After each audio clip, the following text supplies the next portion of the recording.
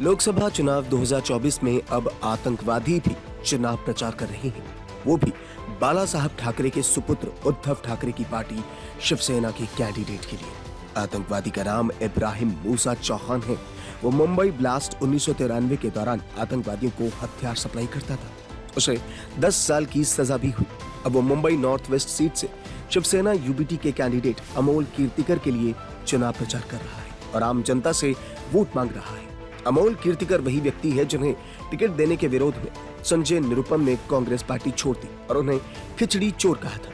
अमोल पर कोरोना काल के दौरान खिचड़ी घोटाले का आरोप है। उनसे ईडी भी पूछताछ कर चुकी है। हालांकि इस चुनाव में अमोल कीर्तिकर उद्धव ठाकरे के भरोसेमंद साथी हैं और उनके लिए उद्धव ठाकरे से कांग्रेस से भी पंगा लेने में गुरेज नहीं किया।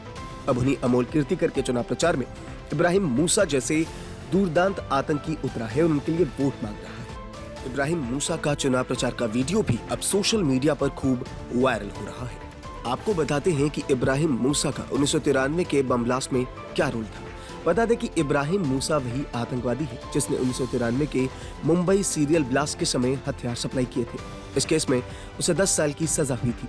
12 मार्च 1993 को दोपहर में मुंबई स्टॉक एक्सचेंज पर जोरदार धमाका हुआ। इस धमाके में पूरी मुंबई में अफरा तफरी मचा दी और फिर अगले 2 घंटे के भीतर ही मुंबई में 12 जगहों पर धमाके होते रहे।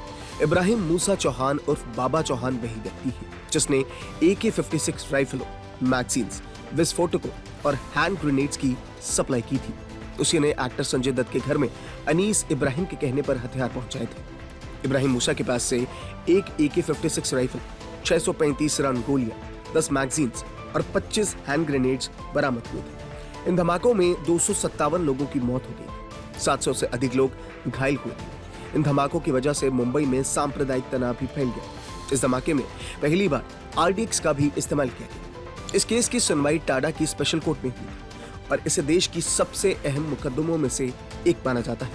इन धमाकों के पीछे दाऊद इब्राहिम जैसे माफिया का नाम सामने आया था और वो देश छोड़कर फरार हो गया।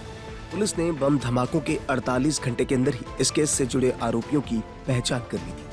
टाडा की विशेष अदालत में 1 अप्रैल साल 1994 में इस केस की सुनवाई शुरू हुई। कोर्ट ने साल 2006 में इस केस में 100 लोगों को दोषी ठहराया था। इस मामले में 14 दोषियों को फांसी की सजा दी जा चुकी है।